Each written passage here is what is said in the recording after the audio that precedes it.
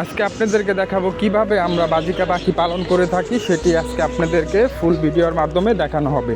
আমরা টোটাল বাজার থেকে 60টি বাজিকা পাখি সংগ্রহ করেছি।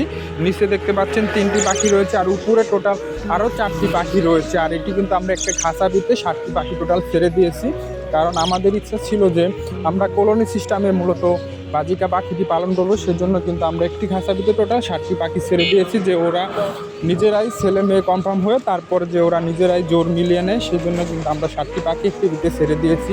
ইনশাল্লাহ আশা করা যায় আমাদের পাখিটির মূলত বয়স হয়েছে 2 মাস প্লাস বয়স হয়েছে। আর আমরা কিন্তু এই পাখিগুলো মূলত কিনে এনেছি বাজার থেকে, প্রায় 250 টাকা পিস আমাদের থেকে মূলত নিয়েছে। আর এটি দেখতে পাচ্ছেন আমাদের খাঁচাটা মোটামুটি ভালো বড় রয়েছে। এই খাঁচাটির ভিতরে আমরা টোটাল 60টি পাখি রেখে দিয়েছি। আর অল্প কিছুদিন পরে আশা করা যায় আমরা যে এগুলোর থেকে ডিম বাচ্চা পাবো। দেখতে পাচ্ছেন একটি বাজিকা পাখি, সবচেয়ে ছোট পাখি, অনেক ছোট, অন্যগুলো কিন্তু খাবার খেয়ে তারপর চলে গেছে। আর এটি কিন্তু ছোট, তো সবগুলোর তো বেশি ভয় পায় মূলত ছোট কারণে, এটি কিন্তু খাবার খেতে পারে না।